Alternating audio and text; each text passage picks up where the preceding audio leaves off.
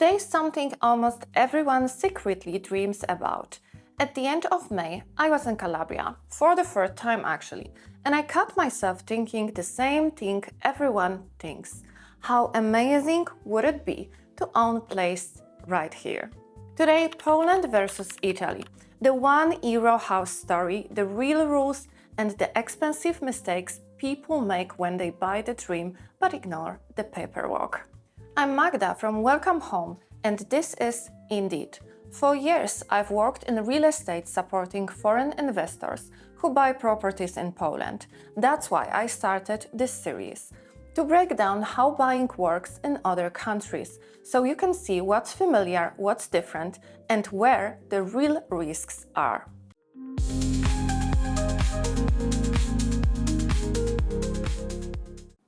Today, Italy and the famous €1 houses, what the program really is, what it costs, who can buy and whether you can rent these places out. By the end, you will know if it's a real opportunity or just a beautiful trap. Let's start with the part most people get wrong. A €1 house is not a national program. There is no single €1 house law that applies across Italy. What you actually have is many small local programs run by individual towns. Each town sets its own rules, its own deadlines, and decides what it wants in return. So the real question is never I bought a €1 house in Italy. It's which town and what the town require you to do. Because €1 is just the headline. The real price is your obligations. Most towns expect the same things. You move your official residence there. They want a real residence, not absent owners. You renovate within a fixed time, often a few years. You cannot resell for at least 5 years. If you wanted a cheap Italian home with zero obligations, those exist. They just don't come with a €1 headline. The €1 is not the cost of the house, it's the cost of permission to start. The biggest real cost is the renovation. Most €1 houses need serious work, often tens of thousands of euros, sometimes more than the house is worth. As Wellcome Home, we've renovated a lot of properties like this, and the worst part is never the work you can see. It's the surprises you couldn't predict. They show up almost every time, and they are almost always expensive. On top of that come the standard costs that apply to any purchase: notary, taxes, permits, yearly local fees. None of that is unique to a €1 house, but stack it on top of an unpredictable renovation and the whole thing can grow to a completely different scale than the headline ever suggested. Before you commit, ask 3 questions. Can I renovate it legally? Is the property legally clean? And if energy rules apply, how hard will they hit my budget? First, renovation restrictions. The house may be yours, but what you're allowed to change may not be up to you. In protected areas, the work you dreamed of can simply be forbidden, and there is nothing you can do about it. Second, is the property legally clean? This is the search that shows whether the house carries burdens like a mortgage. In Italy, some of these follow the property, not the previous owner. If nobody checks, you inherit a problem you didn't know about. Who checks? The notary is a neutral public official responsible for verifying the legal status before the deed. In Poland, the real estate agent usually does the first check, and the notary confirms at signing. In both countries, never rely only on the seller's word. Third, energy performance. Every building sold or rented in Italy needs an energy certificate. Poland works the same way. The seller must hand over an energy performance certificate. As of today, neither country bans you from renting a low-energy property, but European Union standards are getting stricter, and upgrading an old €1 house can be one of the biggest costs in the whole project. That's why we usually point investors toward new buildings built under the latest regulations, so you're not buying tomorrow's renovation built today. We quietly hope Historic buildings will be left out of the strictest requirements. That's our shared European heritage. But when money is involved, better not to count on a happy ending. Can foreigners buy in Italy? In most cases, yes. If you are European Union or European Economic Area citizen, you can buy, including commercial property and land. In Poland, it's similar.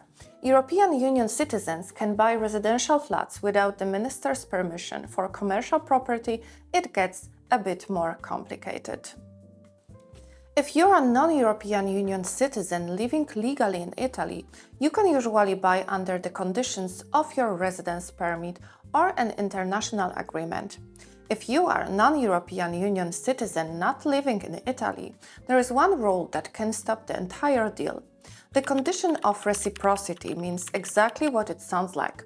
You can buy property in Italy only if an Italian citizen could buy property in your country.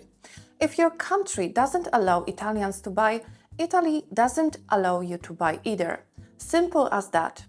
And here's the part that surprises people. It's not immigration who checks this, it's the notary. Buying property in Italy does not give you residency or citizenship.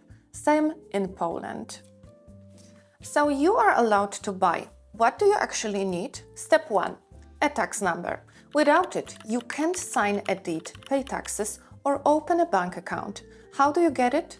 If you are abroad, the simplest way is to book an appointment at the nearest Italian consulate or embassy.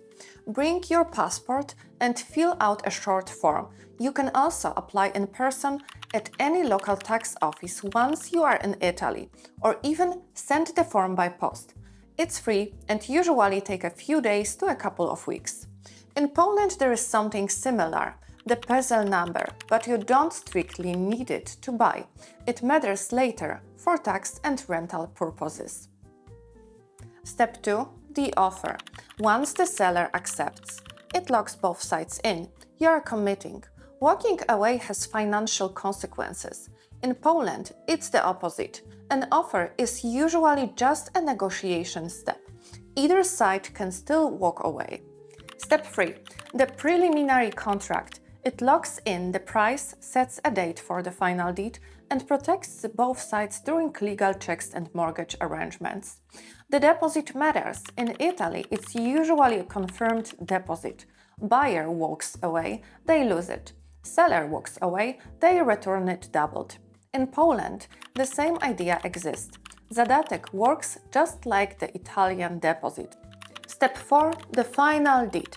This is when ownership transfers. Just like in Poland, ownership passes the moment the notarial deed is signed, not when it's registered.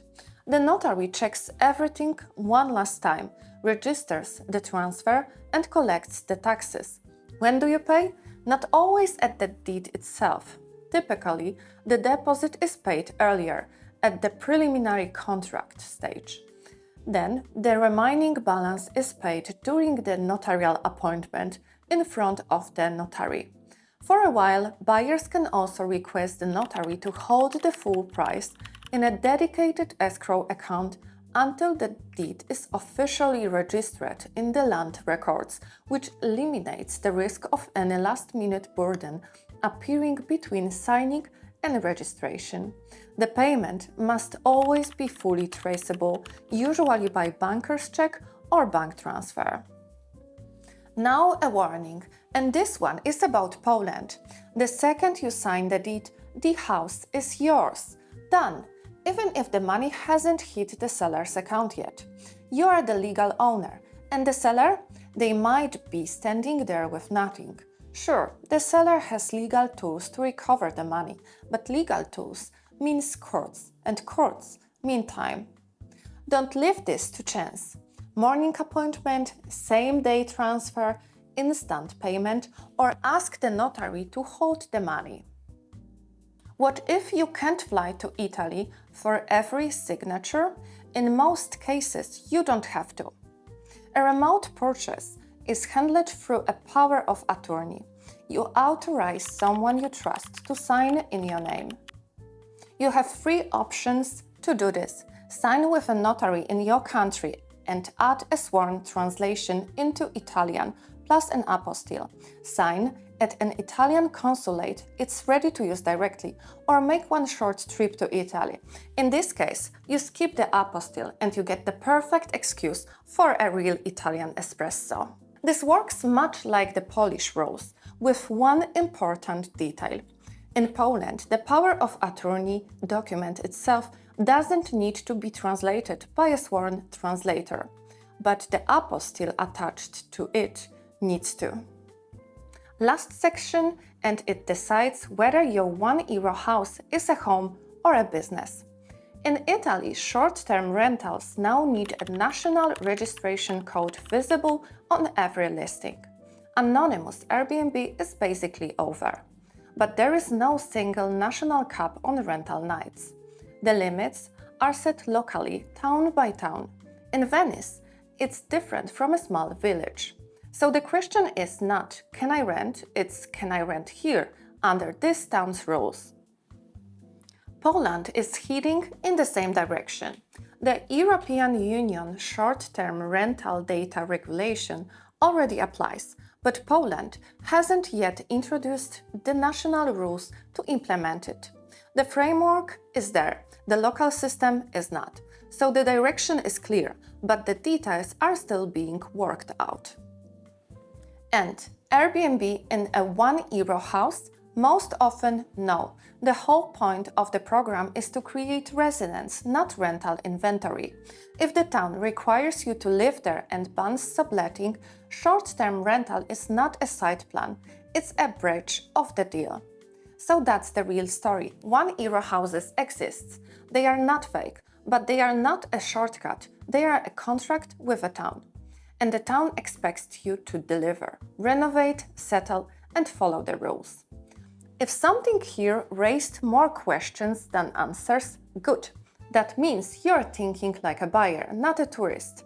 Drop in the comment, I will cover the most requested topics in the next episode. And of course, if Poland is on your list, Wellcome Home is the place to start. Subscribe and tell me what you want next. See you soon.